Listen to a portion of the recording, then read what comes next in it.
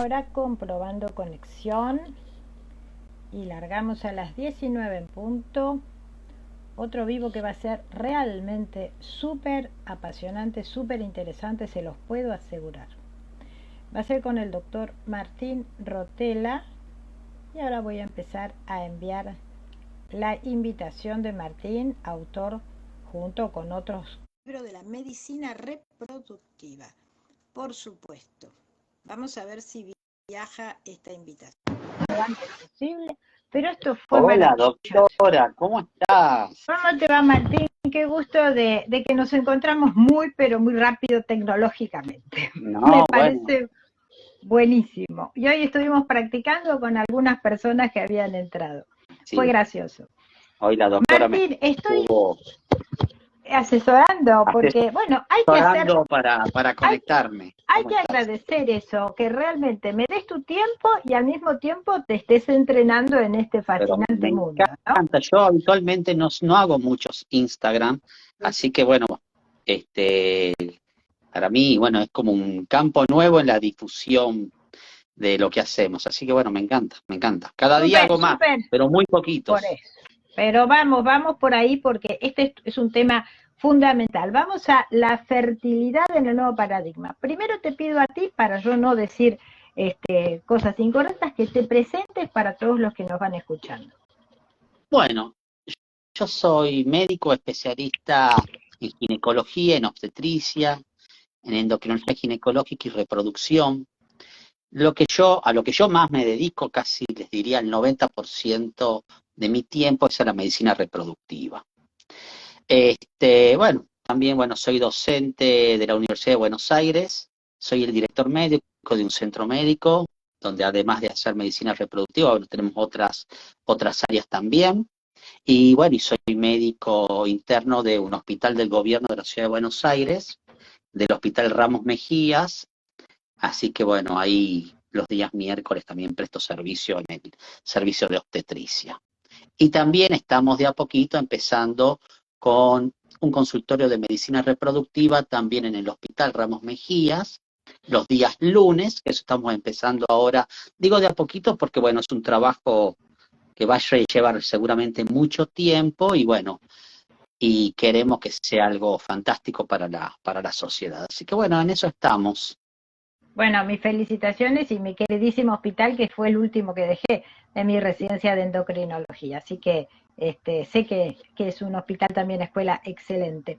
Martín, vamos a meternos de lleno, primero hablando de tu libro, ¿está? El libro el libro de fertilidad, medicina reproductiva, y yo le pondría integrativa. Es así. Bueno, te cuento un poquito. Nosotros publicamos un libro de fertilidad que principalmente estaba focalizado o pensado para nuestros pacientes. ¿Qué es lo que veíamos?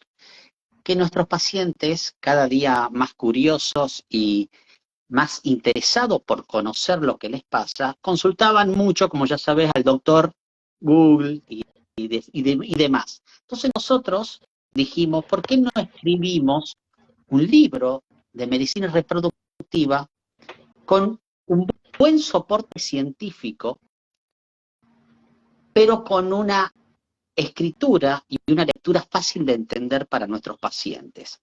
Entonces empezamos a convocar a muchísimos coautores excelentes, no solo médicos, sino también biólogos, psicólogos y abogados, y cada uno de ellos desarrolló un tema científico para el libro, pero con una lectura que sea fácil y noble para el lector común. La verdad que salió una obra, te diría, espectacular. Estamos muy contentos con esto. Y es tan profundo el contenido científico que no solo es para pacientes que tienen poca noción de la reproducción, sino que sin duda es un libro de base para cualquier estudiante de medicina o estudiante que se va a introducir a la medicina reproductiva para empezar en sus caminos. Porque la verdad que el contexto científico que tiene es fantástico y los coautores son todos remil conocidos en lo que es el ámbito de medicina reproductiva. Y voy a tirar un chivo. Salió tan bien este primer libro que, bueno, tuvimos la suerte, gracias a nuestro editor Alex Margulis, a la editorial Ayesa, de publicarlo y de presentarlo al libro en la Academia Nacional, perdón, en la Biblioteca Nacional y tiempo después en la última Feria del Libro Internacional. Y la verdad que estamos re contentos y ahora, chivo, estamos ya escribiendo el segundo libro con nuevos coautores, de las cuales la doctora Alejandra va a ser una de nuestras coautoras en un artículo sobre medicina ortomolecular y reproducción.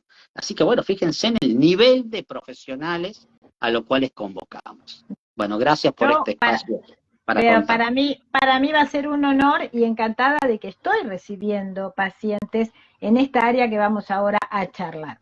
Por lo tanto, metiéndome en esto, el tema es, Martín, la sobrevida de la mujer para empezar y la decisión que toma cuando quiere ser madre. Siempre, cada vez más en todos los países, un poquito más y un poquito más añosa se acerca.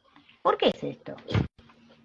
Bueno, lo primero que tenemos que evaluar, doctora, es que la esperanza de vida al nacer a nivel mundial aumentó. Es decir, la cantidad de años que un recién nacido va a vivir, con los años fue mejorando. Fue mejorando gracias a ¿qué? A la ciencia, a los médicos, a la tecnología y a un montón de conductas que fueron mejorando muchas veces en las personas. Entonces, por ejemplo, en la década de los 60 la esperanza de vida era de 55 años y hoy la esperanza de vida está por arriba de 75 años. Entonces, ese es el primer punto. Las personas, por diferentes situaciones, muy positivamente viven más. Pero ¿qué está pasando con respecto a esto? Que las tasas de fertilidad están decreciendo. En la década de los 60, la probabilidad o el número de recién nacidos que tenía una mujer rondaba el orden de los 5 niños. Y hoy estamos en Argentina en el 1.9, o sea, menos de 2 niños por mujer a lo largo de toda su edad fértil. O sea, esto es un reflejo a nivel mundial, pero es real. Las tasas de fertilización están bajando en el mundo. ¿Esto a qué se debe? Hay un factor que es importantísimo. Primero, que las mujeres cuando antes, a los 30 años, ya querían ser madres, las mujeres de hoy, a los 30 años, no quieren ser madres.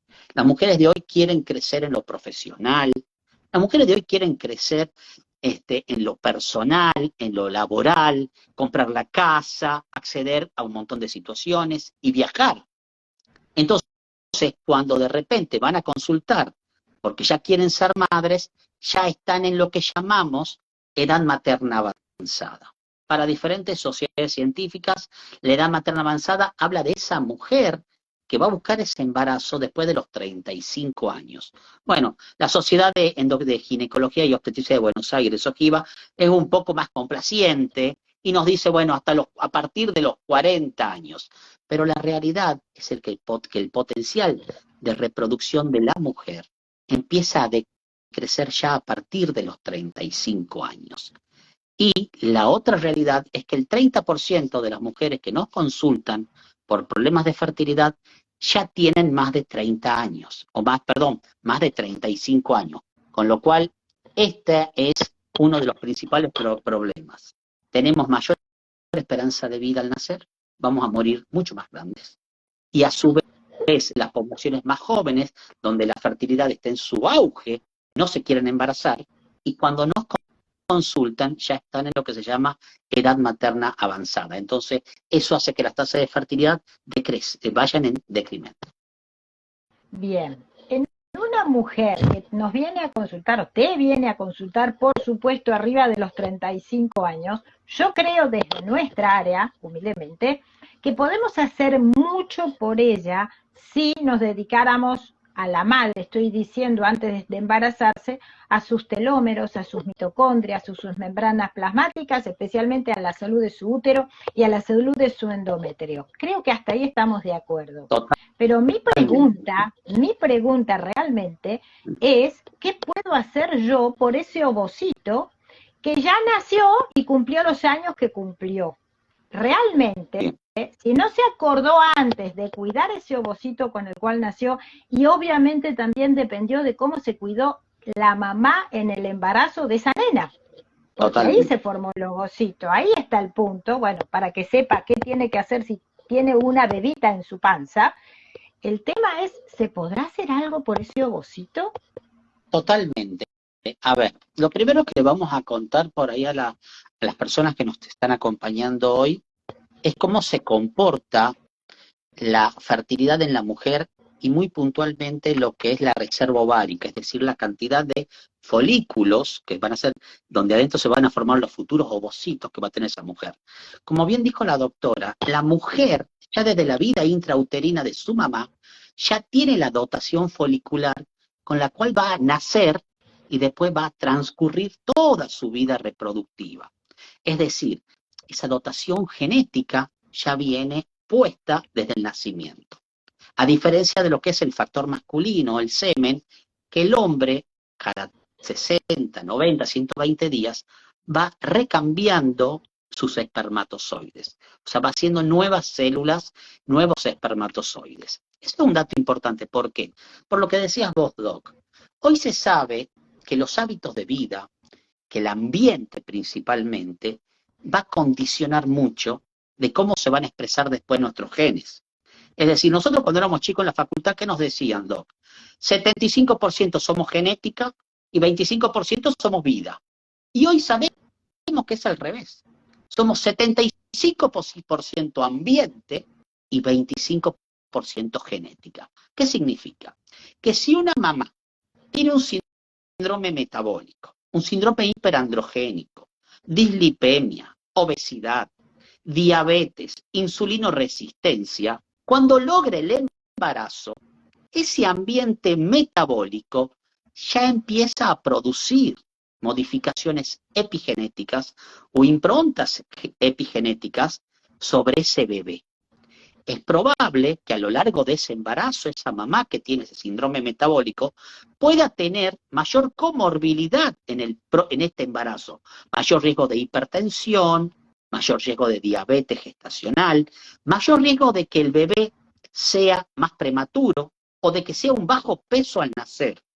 Entonces este niño nace de ese ambiente metabólico que ha producido modificaciones epigenéticas y ha producido modificaciones a nivel del cerebro fetal y de la teca ovárica fetal, etcétera. No importa, este niño nace con esa impronta metabólica.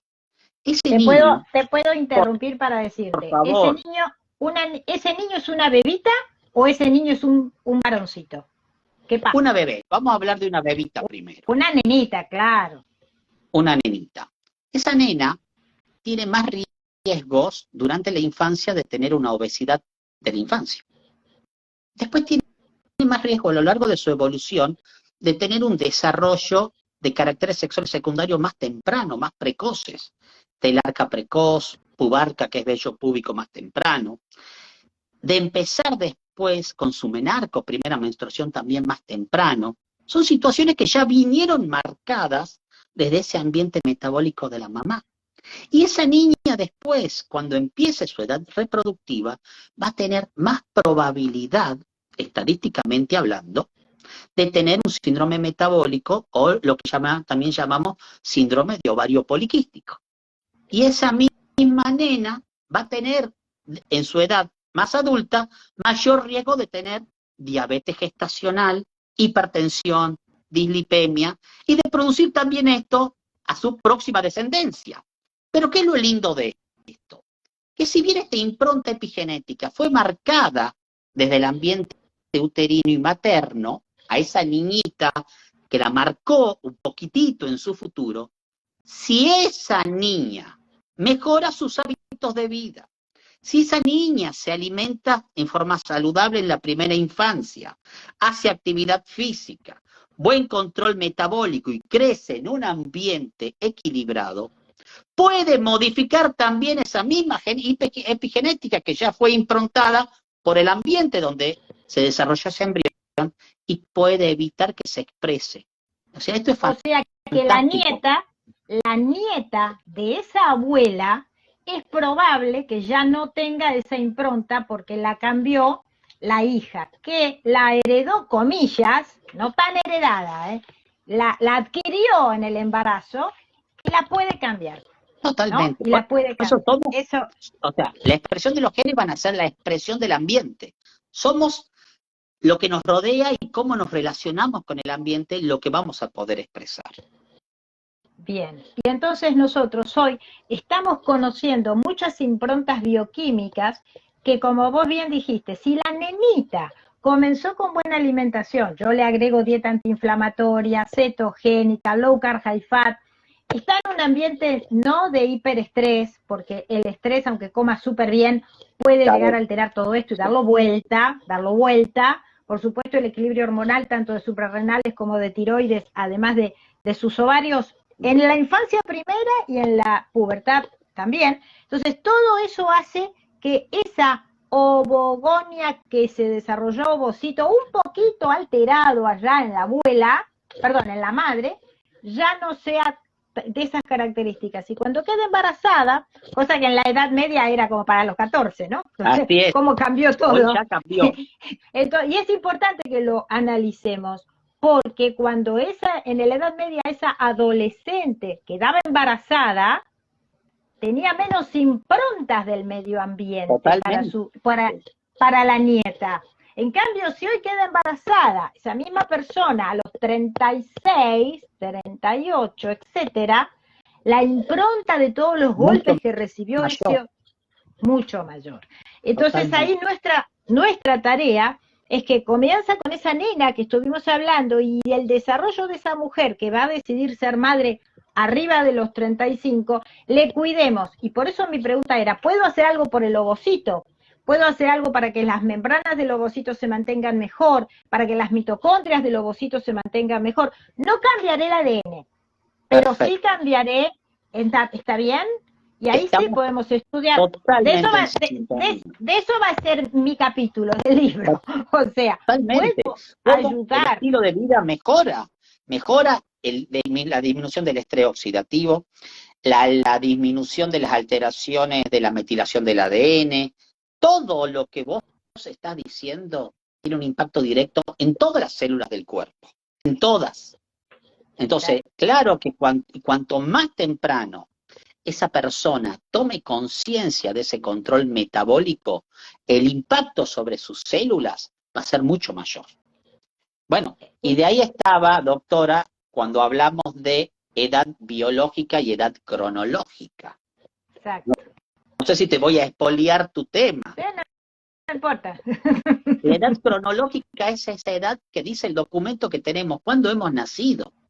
Y la edad biológica es la edad que está expresada en nuestras células. Hay gente que tiene una edad cronológica determinada y biológicamente vos lo ves y es más grande. O que al revés, hay mujeres o hombres que vos lo ves y son cronológicamente más grandes y vos decís, parece un pendejo.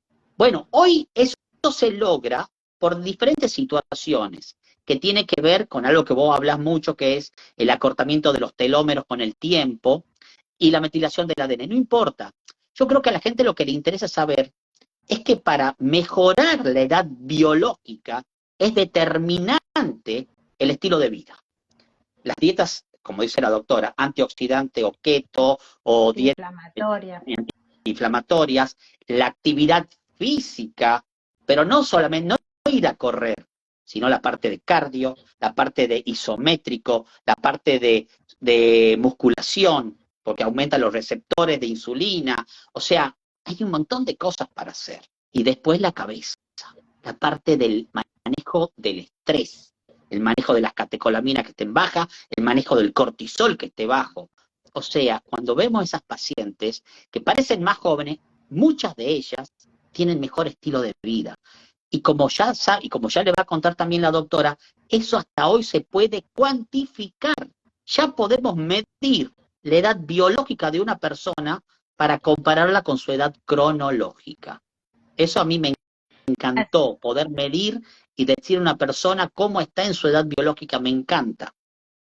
Bueno, justamente por eso, entonces, quiere decir que aunque te vengan a consultar diciendo, bueno, yo voy a congelar mis ovocitos o voy a intentar una fertilidad ahora arriba de los 35, pueden haber tenido un cuidado previo y haber acudido a todos estos conocimientos que estamos ahora. La verdad que la pandemia en eso fue bueno, trajo todo un boom de que la gente se asesore en esto, que va a cambiar ¿qué cosa? La reserva ovárica.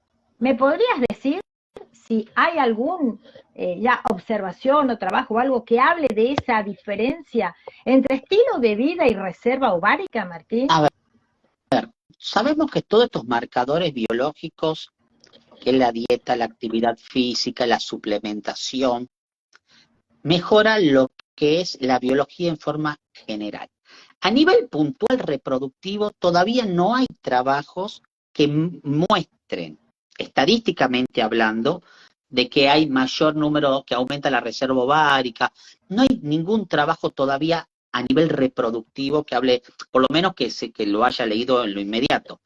Pero sí sabemos que a nivel general, una persona que se cuida, que hace actividad física, que tiene disminución de los factores antiinflamatorios, todo eso sí repercute muchísimo en el potencial reproductivo de esa paciente a futuro. Eso sí, ahora, vos me preguntás si hay algún estudio que lo haya cuantificado, no lo tengo. Bueno, pero quiere decir que es algo muy nuevo en esta área nuestra. Totalmente. Prácticamente no debe de tener más de 6 o 7 años para ir avanzando, especialmente en el tema fertilidad. Ahora, Que es ¿querés que yo allí en te donde, diga algo que sí es real?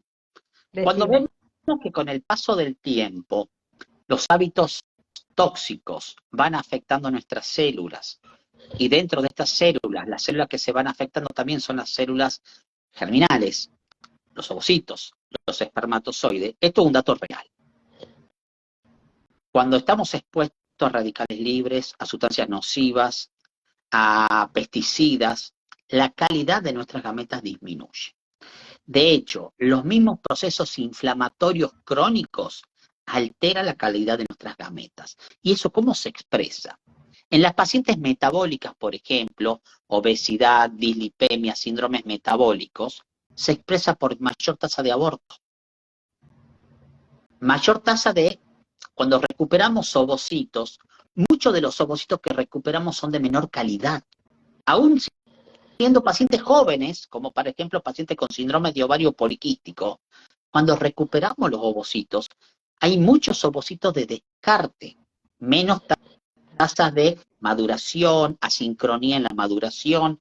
Cuando los inyectamos, menor tasa de fertilización, es decir, forman menos embriones.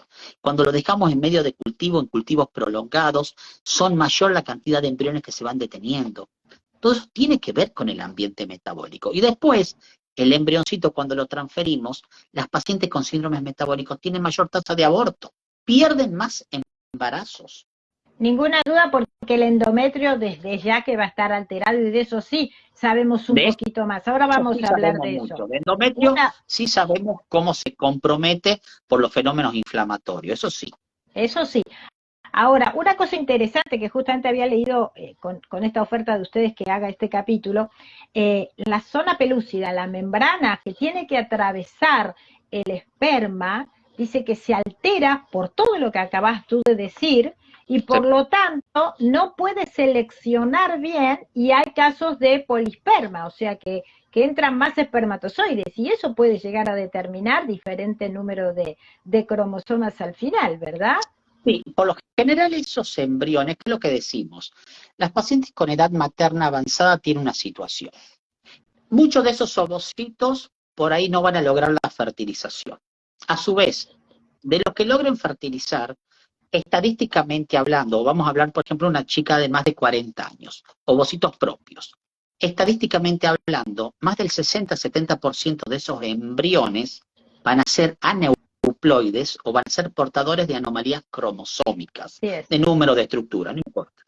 Lo que tiene esa situación es que ese embrión, cuando yo lo transfiera, de esos embriones que son aneuploides, más del 95% no van a implantar directamente fallas de implantación. Y de los que logren implantar, más del 95% se van a detener en el primer trimestre como aborto. O sea, ¿qué es lo que pasa con la edad y con estas alteraciones que vos me estabas diciendo?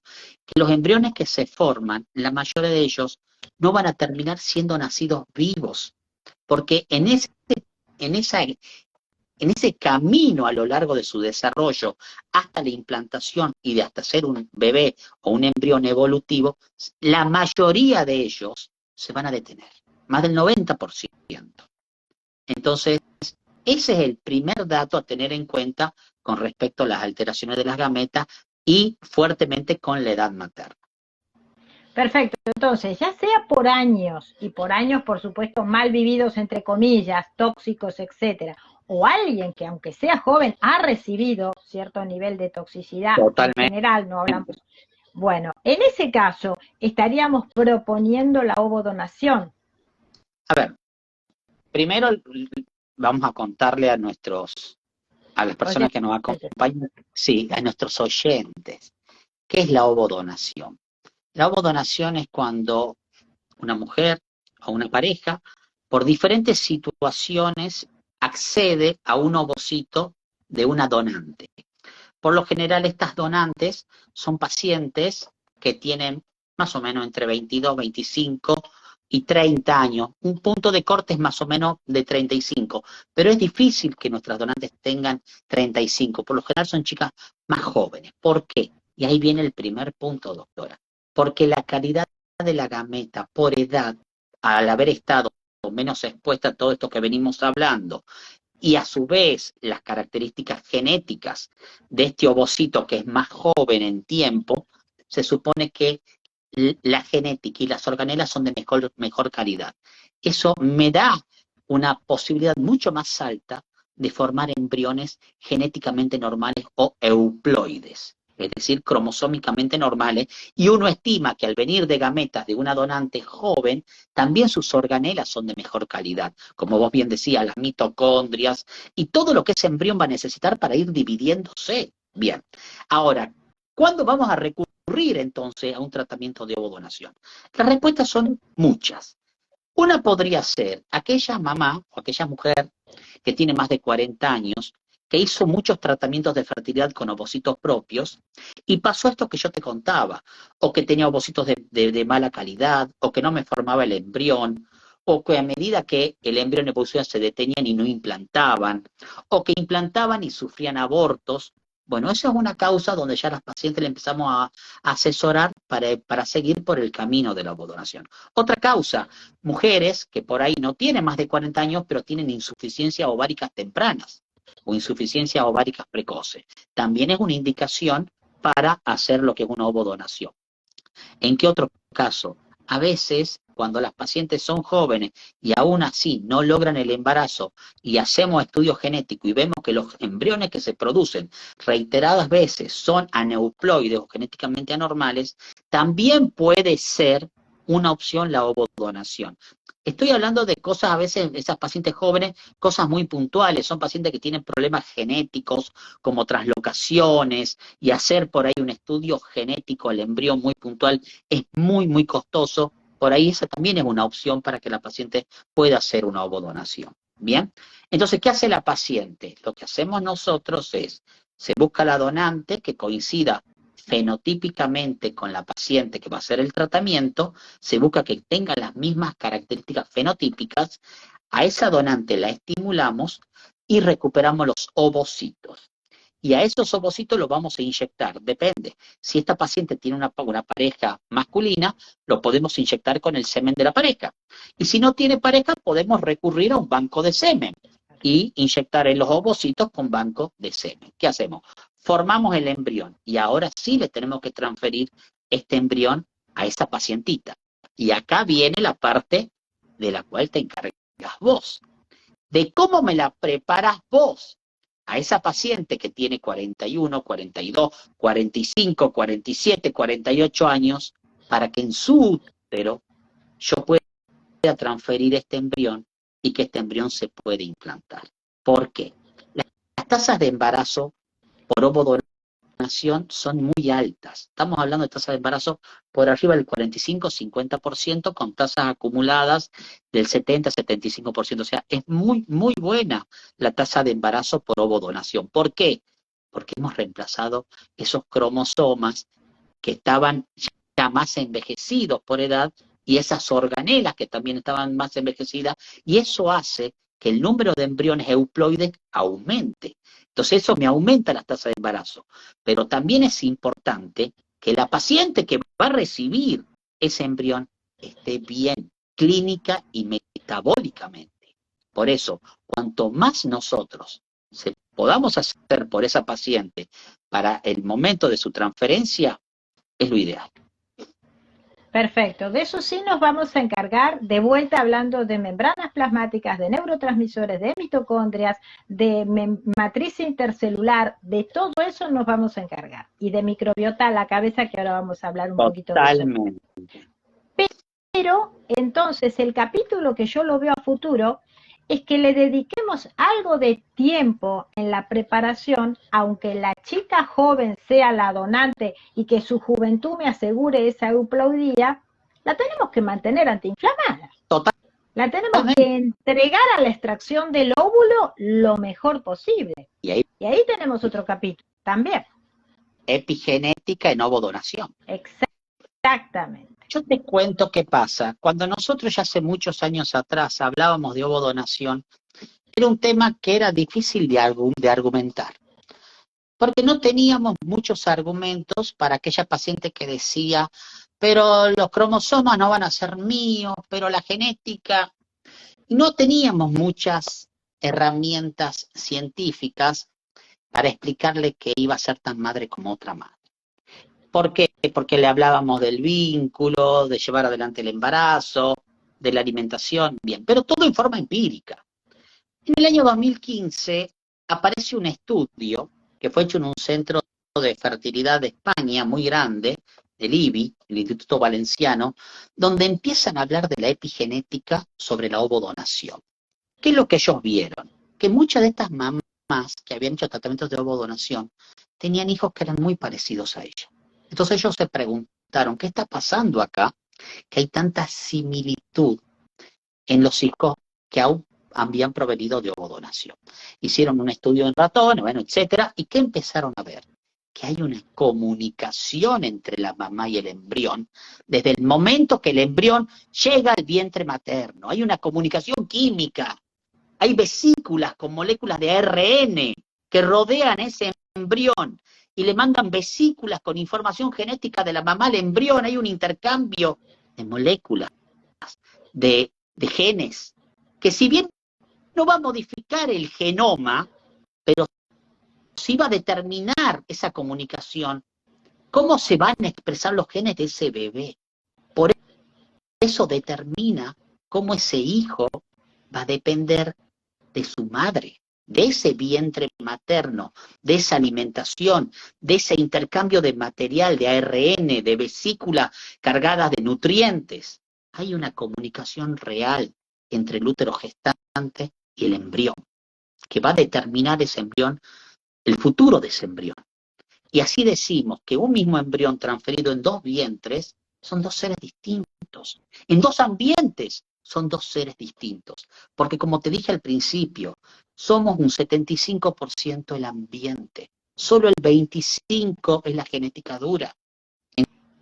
Entonces, esto es lo que a mí me dijo, esta es la herramienta que llegó para explicarle a esas mamás que van a hacer un tratamiento de ovodonación, que esto es algo fantástico, que no es solamente que van a llevar el embarazo adelante, no, van a determinar muchas de las cosas y de las cuestiones médicas, psicológicas y personales de ese niño futuro.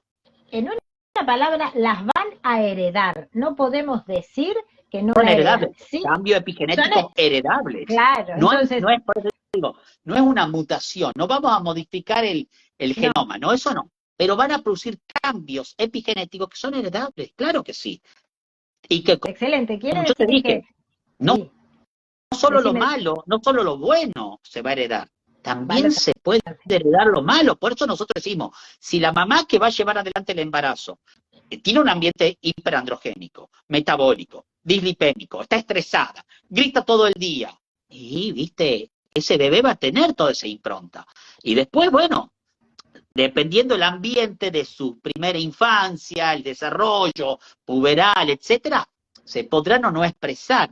Pero digo, no todo lo que le vamos a dar es bueno. Por eso nosotros le tenemos que dar a ese niño por nacer, por gestar, un sustrato sano. Y a partir de ahí las cosas pueden ser mucho mejor. Maravilloso. Digamos que a mí, bueno, me fascina todo este mundo demasiado molecular por ahí para la gente, pero siempre estamos hace años diciendo que nosotras, las madres, le damos las mitocondrias a todos ustedes. A los mitocondrias, eso es un dato lindo también. Eso es lindo, pero por eso lo quiero tocar, sí, porque no es la mamá biológica la que le está dando las mitocondrias. Ahí se la está dando la mamá, que no sé cómo llamarlo, pero es como la primera mamá, que es la ovodonante. Y la segunda mamá le da todo el resto, pero no la mitocondria. El ADN mitocondrial. Bueno, lo que tiene el ADN mitocondrial, que es un ADN que lo transmite la madre a sus hijos, siempre lo transmite la madre. Sí. Y sí, bueno, ahí vamos a encontrar obviamente el ADN mitocondrial que viene junto con las organelas de ese ovocito, que es el de la ovodonante. Sí, eso sí, pero vuelvo al punto, yo creo que esto va mucho más allá de la genética dura. Hoy ya sabemos, y si no nos vamos a poner a hablar de esto, pero somos mucho más que sí, genes sin duda. Y cromosomas. Pero o sea, por lo menos para delimitar en tu área tan importante el rol de una mamá y el rol de la otra mamá. De la donante. ¿Verdad? De la donante y de la que está recibiendo y dando todo ese medio ambiente después al bebé. Bueno, y después nos falta el tercer participante. Pero antes de llegar al tercer participante, el papá, ahora vamos a llegar, tenemos justamente este capítulo de, bueno, yo soy joven todavía, pero no quiero ser madre. No yo, porque yo ya estoy pasadita hace rato. Pero sí quiero asegurarme de que mis ovocitos sean jóvenes. Y ser mamá después de los 35. ¿Qué proponés vos? ¿Qué me dirías vos si yo tengo, por ejemplo, 26 años? ¿Qué me aconsejarías? Acá, mira, hay un artículo que es muy lindo, que se publicó, te lo voy a contar porque me parece muy interesante. Se publicó en la revista de Medicina Reproductiva de Samer en el año 2020. ¿Y qué decían? Que el 75% de los centennials son esos chicos entre 18 y 25 años. Ellos decían que la felicidad no estaba dada por ser o no ser padre. Eso decían los centennials, de 18 a 25. Que no importaba si eran no padres, ese es el pensamiento muchas veces de los jóvenes, que se puede ser tan feliz teniendo o no teniendo hijos. Pero después encuentro otro artículo, tiempo después, publicado del año 2020 en la Human Reproduction, que es una revista de reproducción muy conocida. Este artículo es del 2022. ¿Qué pasaba en Australia? Se vio un incremento del 30% de la demanda de tratamientos de reproducción médica asistida. Y de ese 30% que incrementó, más del 50% eran mujeres de más de 40 años. Y acá viene nuestra primera reflexión. Muchas veces el pensamiento que tenemos cuando somos jóvenes, dependiendo de un montón de situaciones, nos hacen ver muy lejana la probabilidad de ser padres o de ser madres. El problema radica que si por lo menos no evaluamos a futuro qué hacer, cuando llegue ese deseo de ser padre o madre después de los 35, 37 o 40 años, a veces ya esa gameta está comprometida, como bien habías explicado vos. Entonces, ¿qué tenemos hoy para ofrecerle a esas chicas jóvenes, idealmente de 30 años, de 32, de 33 años, idealmente? ¿Qué pueden hacer para de alguna forma preservar su fertilidad a futuro? Es criopreservar ovocitos. Es decir, hacer un tratamiento de estimulación ovárica, recuperar esos ovocitos y criopreservarlos. De esa forma vamos a conservar la calidad de esos ovocitos a la misma edad que criopreservaron la gameta. Entonces, el día de mañana, cuando lo quieran utilizar, independientemente de la edad cronológica, vamos a descongelar ovocitos con edad biológica del momento en que lo han criopreservado. Y eso nos va a dar mayor probabilidad de que cuando lo juntemos con un espermatozoide tengamos embriones de mejor calidad genética y bueno, y por ende de las organelas, que es esto que veníamos hablando. ¿Por qué? Porque lo habían criopreservado esos ovocitos en edades mucho más jóvenes. Entonces, sin duda, hoy lo que podemos recomendarle a una chica joven de menos de 35 años, idealmente, si es de más de 35 años y no está pensando en reproducción, habría que evaluar cada caso en puntual, pero también recomendarle que congele ovocitos. ¿Es una garantía? No, pero sin duda es una opción para la mujer que hoy no está pensando en ser mamá y quiere ser posiblemente a futuro y usando sus propios ovocitos. Quizás es una pregunta muy técnica, pero mucha gente se lo puede preguntar. ¿Y cómo van a hacer para conservarlos ahí congelados? ¿No se rompen? ¿No les pasa nada cuando los descongelan? No, se usan sustancias que se llaman criostop o crio, son sustancias que deshidratan al ovocito, le sacan el agua, entonces cuando lo sumerge el biólogo en nitrógeno, baja la temperatura, pero ya al haberle extraído el agua, evita que se formen unos cristales de hielo que rompen las células. De esa forma lo podemos criopreservar o conservar sin modificar digamos, severamente la estructura de ese ovocito. Y después cuando lo descongelamos, se vuelve a hidratar, se vuelve a restituir su función y ahí se lo inyecta con un espermatozoide. Maravilloso. Quiere decir que ¿cuánto tiempo puede estar ahí esperándome ese Inmutables, ovocito? inmutables. No, los ovocitos o los espermatozoides que están criopreservados, los mismos embriones, pueden estar años. Solamente se cree que son afectados por radiaciones ionizantes, es decir, por rayos cósmicos, no cósmicos, radiaciones ionizantes, básicamente. ¿Esto qué significa? Hay niños nacidos de embriones de 30 años, de 25 años. ¡Wow! No sabía tanto, ¿eh? Sí. Qué impresionante, qué impresionante. Quiere decir que vamos a lo nuestro de la epigenética. ¿Vos qué le recomendarías a una chica? Bueno, vamos a poner el caso ideal. 32, 33, quiero ser mamá, pero no estoy todavía preparada, etcétera, etcétera. ¿Qué hago antes de ir a que vos me aspires los ovocitos para congelarlos? Sí, vos, digamos, para hacer un tratamiento, lo primero que yo hago básicamente son todos los estudios de rutina de todas las pacientes tienen que estar evaluadas. Pacientes que van a hacer tratamiento de fertilidad, ya sea con ovocitos propios, ovodonación, y las mismas ovodonantes también. Las estudiamos clínicamente, todos los controles ginecológicos completos. Se hace obviamente la evaluación, si va a ser con ovocitos propios, la evaluación de la reserva ovárica, vamos a ver cómo está su función ovárica, la cantidad de microfolículos que tienen sus ovarios, cómo están las hormonas del eje hipotálamo hipofisario que maneja y que comanda la función, digamos, del ovario.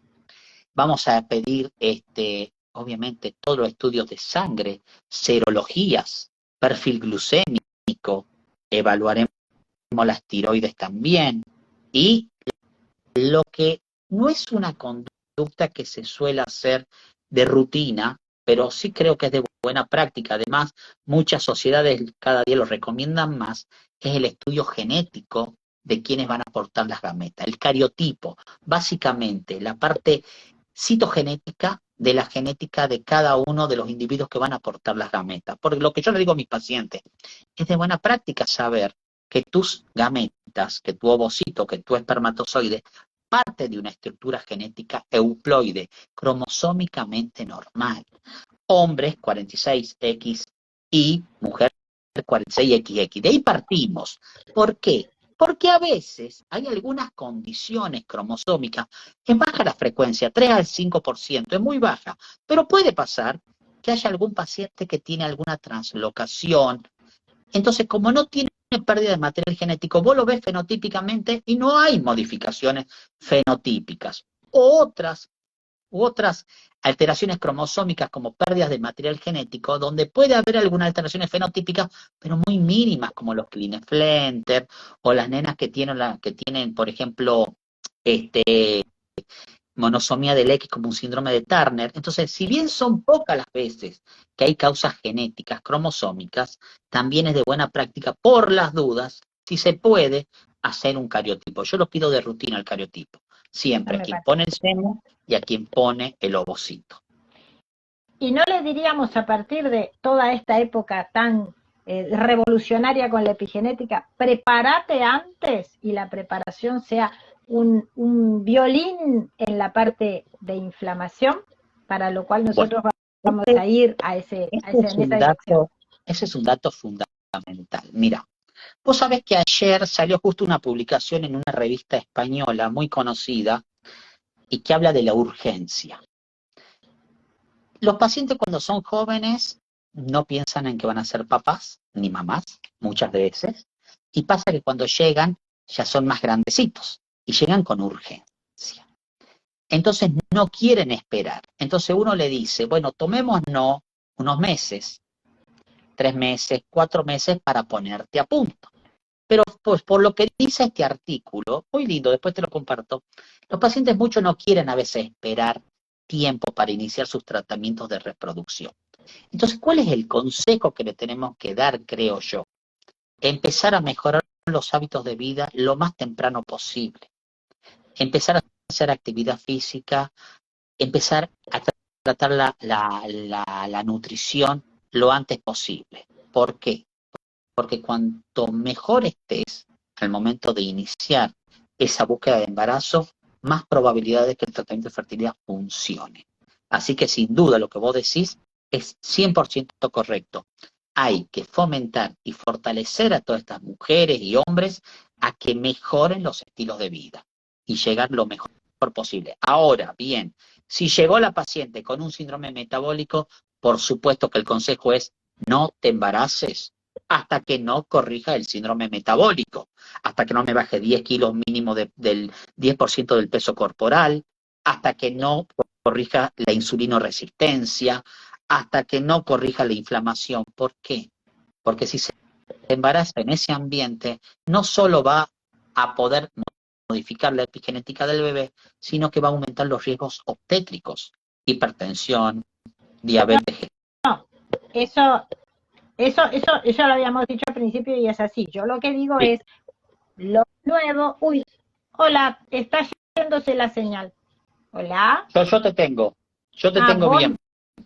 vos te estás como desdibujando y se frena un poco. Yo lo que te decía es a toda mujer que toca la puerta para hacer un congelamiento de sus óvulos, para esperar unos años, ahí dedícate todo ese tiempo, o que ya los tiene congelados, pero dice, ahora los voy a usar, no, momentito, a ponerte bien a punto. Y a punto es, en nuestro caso, hasta con un nivel de omega 3 lo más cercano a lo normal posible en sus membranas plasmáticas, una función que hayamos mejorado a nivel mitocondrial, todo lo que pueda hacer estar bien antiinflamada. Y ahí vamos entonces a la receptividad, como bien me dijiste, de su endometrio, porque va a ser su ovocito el que se lo vas a sacar y después vamos a tener que prepararla para la fertilización. Y ahí el endometrio, sí, yo sé que tenemos 1000 cosas para hacer, porque resulta que había muchas cosas de inflamación silenciosa que antes nosotros no conocíamos, y con las sucesivas infecciones, con la cándida que tenemos prácticamente pandemia de ello, más el sobrecrecimiento bacteriano intestinal, ¿cuánto sabemos que puede ser causa no por envejecimiento del ovocito, pero sí por esa razón de que haya abortos espontáneos? Menudo negocio, ¿no? Haberme hecho una extracción de óvulos, haber pagado durante años para que estén congelados y después yo tener mal el endometrio, ¿no? Totalmente. Bueno, Menudo endometrio, negocio. sí, y el endometrio, por muchos trabajos que ya se están viendo y se están presentando, el endometrio es la expresión de todas las mucosas, del mismo intestino.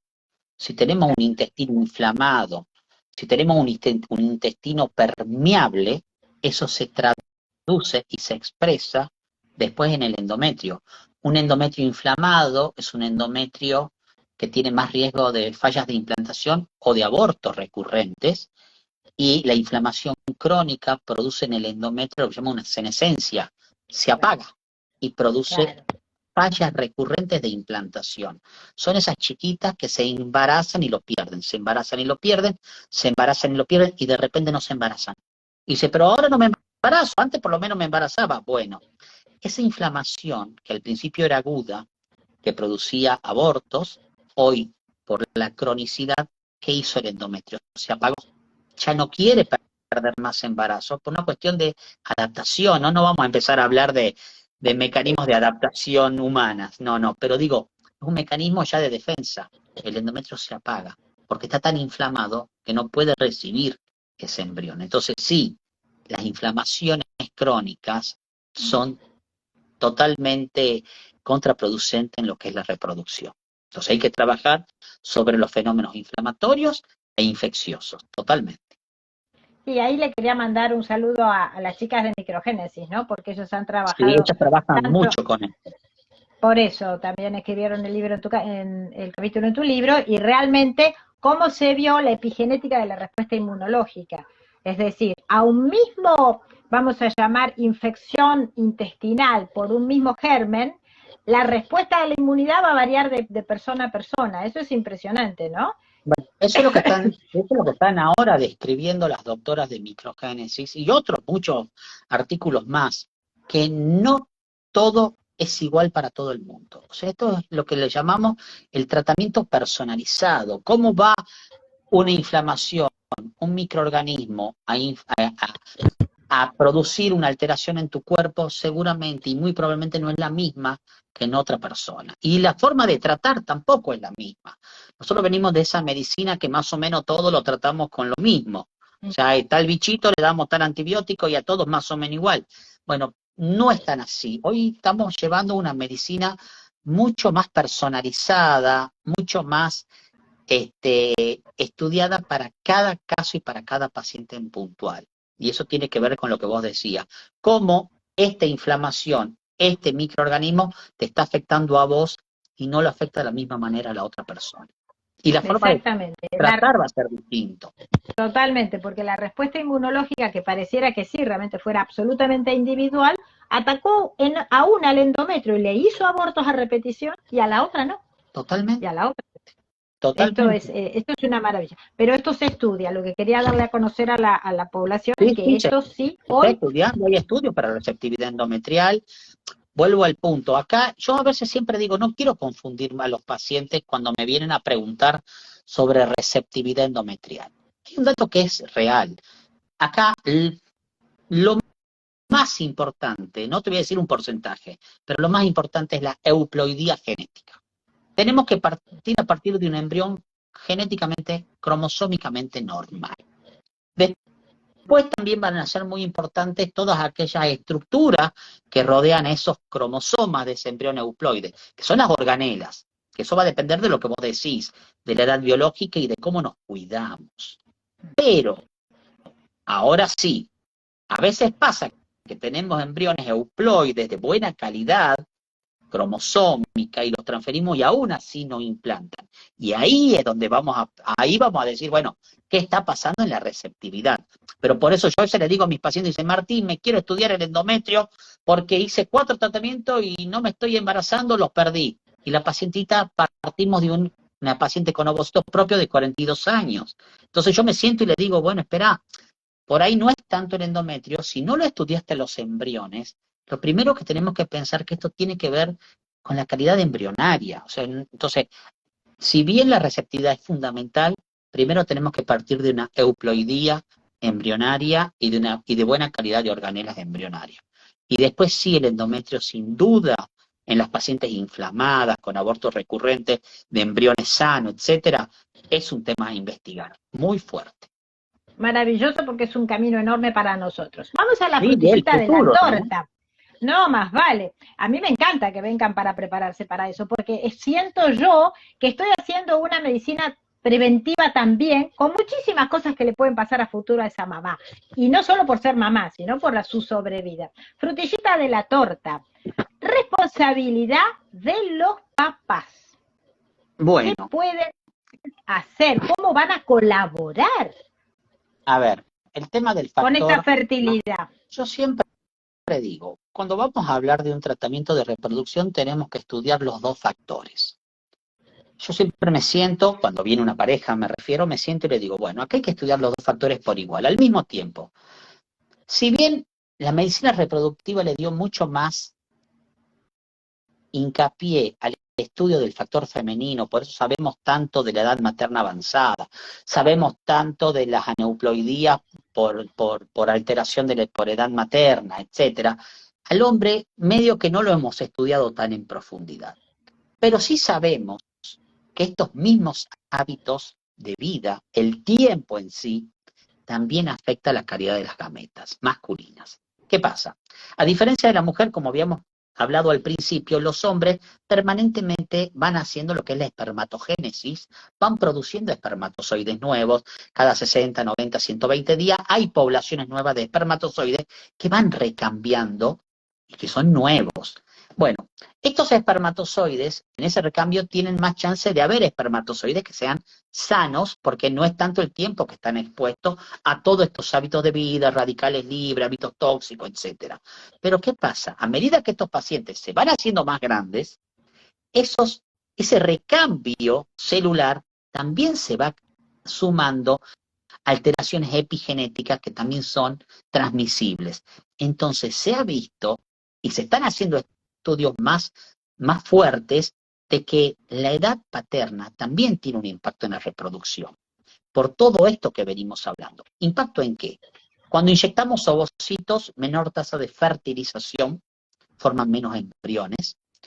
Embriones que inexorablemente en la evolución en día 3, en día 4 se detienen por algún problema genético, cromosómico, fragmentación del ADN espermático, no llegan a estadio de cultivo prolongado a formar blastocistos, o embriones que aún llegan a formar blastocistos y tenían problemas genéticos de base del espermatozoide, el embrión puede formar embriones aneuploides también, porque las aneuploidías no solo vienen de la línea de mamá, también puede venir de la línea del espermatozoide. Claro. Ese espermatozoide aneuploide con problemas cromosómicos. Entonces, todo eso también tiene que ver con la edad. ¿Y sabes qué más tiene que ver? Que sí se está hablando mucho en la calidad del semen y la obesidad. Sabemos que los pacientes con BMI aumentado, malo estilo de vida, el tabaquismo, el aumento de sustancias tóxicas, trabajar en fuentes de calor, altera la integridad del ADN espermático, lo que se llama fragmentación del ADN. Y otra cosa que también puede integrar o romper que producir fragmentación del ADN es lo que todos conocen como varicocele. Ese varicocele, que es la patología testicular de la más frecuente en la fertilidad, aumenta la temperatura del testículo y aumenta el índice de fragmentación del ADN. ¿Qué queremos decir con esto? Que obviamente cuanto más grande nos hacemos, hemos transitado en una vida con más exposición a la misma vida. Todo eso va sumando en detrimento de la calidad celular y también se expresa en la calidad del semen. Hay un artículo que se ha publicado, que de hecho lo estoy leyendo en este momento, que dice: el número de espermatozoides en todo el mundo está cayendo más rápido de lo pensado. La cantidad, la concentración espermática a nivel mundial está cayendo. No sabemos todavía bien el por qué, pero sí sabemos que tiene una fuerte relación con los estilos de vida. Y además también, que se está estudiando, la edad paterna avanzada aumenta estadísticamente hablando la posibilidad de problemas de los nenes. Ahí hoy se está hablando mucho de los trastornos del espectro autista, que puede tener alguna relación con alteraciones epigenéticas de la gameta masculina. O sea, hay muchas cosas que se están trabajando. Lo que sí te puedo decir que la edad paterna también influye en la reproducción, que el hombre también tiene que tener buenos estilos de vida en cuanto a lo que es actividad física, peso, y evitar las sustancias nocivas y los radicales libres para disminuir la fragmentación del ADN y todas las alteraciones epigenéticas. Sin duda que sí. Como te digo, es un tema, el factor masculino, mucho menos estudiado que el factor femenino, pero esto que es lo que te estoy hablando ya es algo que lo está hablando todo el mundo. El impacto que tiene la vida y la calidad de vida en las gametas masculinas. Es decir, tal vez un hombre que tenga mucha más edad que su pareja o que quiera recién ser padre pasados incluso los 50 años, sí convendría hacer, por un lado, cariotipo, evaluación de cómo es el estado aneuploidio o no de sus espermatozoides en el momento, y de última, ¿por qué no acudir a un banco de semen? Bueno, eso también es otro camino. A ver, así como nosotros ofrecemos el banco de ovocitos, obviamente en factores masculinos severos, En pacientes que con su semen no forman embriones que puedan progresar y formar blastocisto, o que los estudiamos y son genéticamente aneuploides esos embriones, o que tienen abortos recurrentes, y que la calidad del semen obviamente no está siendo lo suficientemente óptima para formar embriones sanos, obviamente que una opción es el banco de semen. Te digo más, la donación de gametas es mucho más antigua, la donación de semen de ovocitos. Entonces es una técnica que está mucho más aceitada que la criopreservación de óvulos. La técnica de criopreservación de semen funciona muy bien. De hecho, la mayoría, te diría, de los tratamientos de banco de semen son con muestras de semen que están, no todas, te diría, son muestras de semen que están criopreservadas justamente para evitar los periodos de cuarentena y un montón de situaciones de control de calidad infectológica, etcétera. Son muestras que están criopreservadas y ese semen funciona bárbaro en los tratamientos de fertilidad, con lo cual es una opción. Y te digo ahora, más. lo mismo que, sí. No, y te digo más.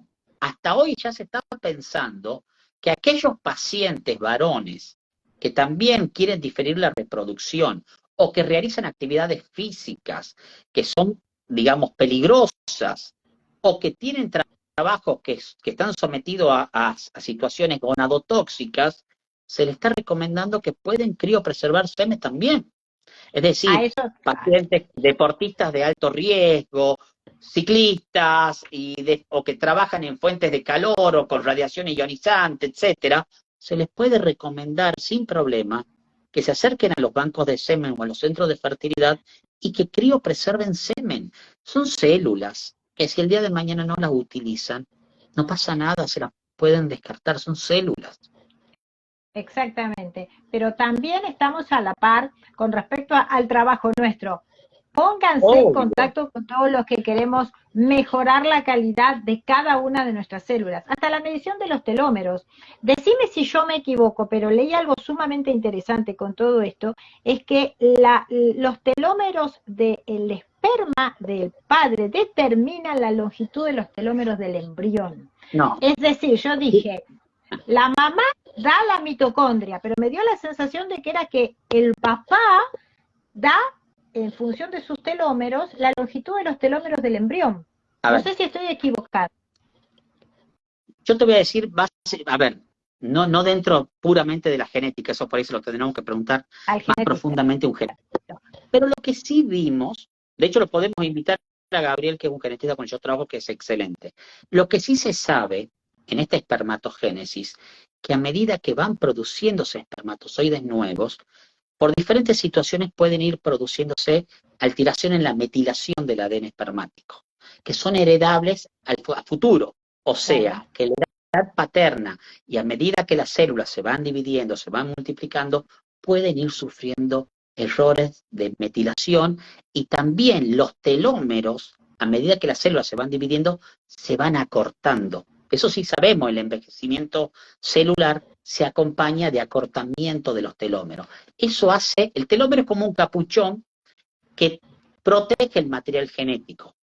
A medida que se va dividiendo la célula, ese material genético, ese capuchón se va achicando y va dejando en exposición al material genético que después termina o con errores o termina produciendo la apoptosis y muerte celular. O sea, todo esto tiene que ver más que nada con el envejecimiento. Y sí, eso es lo que vos dijiste es, a medida que ese ADN espermático va sufriendo errores por alteración de la metilación, sí se puede después transmitir y eso es lo que hace que aumente la probabilidad de tener problemas después en los niños. Exacto. Pero como te digo, todo esto se está estudiando, se está trabajando. O sea, no quiero que por favor los pacientes que tienen más de 45 años o 50 años digan ahora qué problema. No, estamos trabajando, se están viendo, hablamos de la estadística. Totalmente, y además nosotros estudiamos mucho la modulación de la telomerasa. La queremos en equilibrio, no la queremos ni muy activa, ni tampoco que se vaya durmiendo antes de tiempo. O sea que eso también es muy interesante respecto de todos los nutrientes que está comprobado que afectan sobre la telomerasa. Te aviso que hace 1:05 que estamos hablando, interesantísimo, así que te tengo que agradecer por tu tiempo y me gustaría que des de vuelta, en serio, vamos a dar tu Instagram o tu lugar en donde te puedan ubicar, porque estoy segura que vas a tener muchos llamados. ¿Dónde te ubicamos, Martín? Y bueno, tenés mi Instagram, doctor Martín Rotela, que es donde estamos conectados ahora. Y después mi consultorio en el Centro Médico en Ascuénaga 1077, Ascuénaga y Santa Fe. Y, y si no, directamente entran por la web y ahí aparece el teléfono del centro y mi Linktree también está. Yo después te Mar comparto mi Linktree. Exactamente, maravilloso. Y danos un mensaje último. ¿Qué nos querés decir para rematar esta hermosa charla? A ver, yo el otro día en un congreso que hablamos de edad materna avanzada, terminé y cerré mi presentación con dos mensajes. El primer mensaje era que si no hay un deseo de ser padre hoy, piensen en la criopreservación de gametas. Es la herramienta que hoy tenemos. No sé si es la mejor, pero es la que tenemos hoy. Criopreservar ovocitos. Y en los hombres, como te dije, en ciertos tipos de pacientes con factores de riesgo, hábitos deportivos de riesgo, etcétera, criopreservar semen. Esa es una opción. Y la otra, que me parece fantástica, es evitar o disminuir o retrasar el acortamiento de los telómeros y aumentar la metilación de ese ADN para que no sufra esas modificaciones epigenéticas. ¿Cómo lo hacemos esto? Mejorando los estilos de vida, actividad física, nutrición antioxidante y cabeza. Conectarse con la cabeza, entender que todo parte desde acá. Si hacemos eso, vamos a tener una longevidad de mejor calidad y de mejor cantidad, y sin duda la reproducción va a ir acompañado de eso también. Maravilloso, Martín. Te agradezco enormemente y Pero quedamos te todos entonces agradezco con... a vos por tu invitación y la verdad, sos una profesional excelente y sé que la gente confía mucho en tu forma de ver la medicina, así que bueno, te felicito y te agradezco muchísimo por tu invitación y por este espacio. Solo paso un chivo. Los que quieran estudiar con nosotros en Neimo están todos invitados porque esto va a ser justamente un cambio importante en la medicina. Medicina ortomolecular para todos. Chao, Martín. Besos, Un abrazo. saludos a todos y gracias Igual, por gracias. acompañarnos.